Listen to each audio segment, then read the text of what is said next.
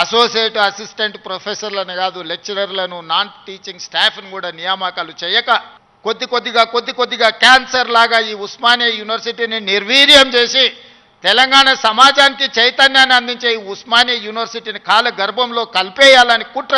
కొన్ని రాజకీయ పార్టీలకు కొంతమందికి అధికారం పోయినా కడుపుమంట ఉంటుంది, బాధ ఉంటుంది, దుఃఖం ఉంటుంది, ఆవేదన ఉంటుంది. కొడుకులను ఏమేమో చేద్దాం అనుకుంటే ఎందుకు కాకుండా పోతురని తండ్రికి ఆవేదన ఉంటుంది. ఆవేదనతో ఆరోగ్యం కూడా దెబ్బతింటుంది. మీరు వాళ్ళ ఉచ్చులో పడితే ఎట్లా? నేనెవరినే? మీరందరు కలిసి చేస్తేనే ముఖ్యమంత్రి అయినా కదా. నేను ఆకాశం నుంచి ఊడిపడ్డానా? అమెరికా నుంచి వచ్చినా? ఏం నుంచి వచ్చినా? నల్లమల్ల అడవుల నుంచి, కొండారెడ్డిపల్లి నుంచి వచ్చిన ప్రొఫెసర్ కాసింది మాది పక్క ఊరే.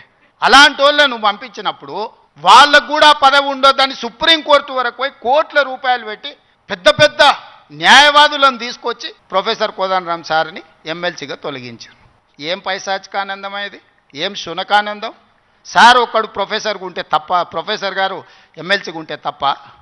మీ ఇంటిల్లి పాది మంత్రులు ఉండొచ్చు, ముఖ్యమంత్రి ఉండొచ్చు, ఎమ్మెల్సీలు ఉండొచ్చు, ఎంపీలు ఉండొచ్చు, అన్నీ మీ కుటుంబం ఉండొచ్చు. కానీ పొలిటికల్ చేసి చైర్పర్సన్గా పనిచేసిన కోదండరాం గారు ఒక ఎమ్మెల్సీ ఉంటే మీ దుఃఖమేందని అడుగుతున్నా. నా మీద తీటుందంటే నేను అర్థం చేసుకుంటా. ఆ సార్ ఏందే పాపం, ఇంటి తలుపులు వలగొట్టినా ఏమనలే సారు, నేనైతే చెంపలు వలగొడుతుంటే. ఆయనను కూడా ఉండొద్దు ఎమ్మెల్సీ కానీ అంటే ఎట్లాంటి ఆలోచనలతో ఉన్నారో ఒకసారి ఆలోచన చేయండి. ఈ అబద్ధాల సంఘము ఊరంతా వాట్సాప్ అని, సోషల్ మీడియా అని, ఆ మీడియా అని ఇది ఖర్చు పెట్టి అబద్ధాలన్నిటిని కూడా అందులో పెట్టి ఈ మనం పిల్లలందరూ కష్టపడి సాంకేతిక నైపుణ్యంతో ఏఐ తెస్తే ఏఐ పెట్టి సెంట్రల్ యూనివర్సిటీ దగ్గర ఏనుగులు, సింహాలు ఉన్నాయి, వాటిని మేము చంపుతున్నామని పెట్టారు. తెలంగాణలో ఏనుగులు అనేటివే లేవయా, సింహాలు అనేటివే లేవు. మానవ రూపంలో ఉన్న మృగాలు ఉన్నాయి, అవి ఫామ్ హౌస్లలో ఉన్నాయి. వాటిని నిర్బంధించడానికి వలలేయండి, మదర్ ట్రైన్లను బంధించడానికి గోతులు దవ్వండి. లేని ఏనుగులను, లేని సింహాలను సెంట్రల్ యూనివర్సిటీలో ఉన్నాయి, వాటిని నేను చంపేస్తున్నా అని చెప్పి సోషల్ మీడియాలో ఆర్టిఫిషియల్ ఇంటెలిజెన్స్ను ఉపయోగించి అతి తెలివితేటలన్నీ ప్రదర్శించి అడ్డుకున్నారు. ఎంతకాలం అడ్డుకుంటారు? గలీజ్ అలవాట్లు ఉన్న గంజాయి డ్రగ్స్ను రద్దు చేయాలి, ఈపులు ఇరగొట్టాడని చెప్పినా అది అయితే మంచి పనే కదా. ఇవి కూడా అభినందించకుండా నన్ను తిడుతున్నారంటే వాళ్ళ ఉద్దేశం ఏంది, వాళ్ళ దుఃఖం ఏంది?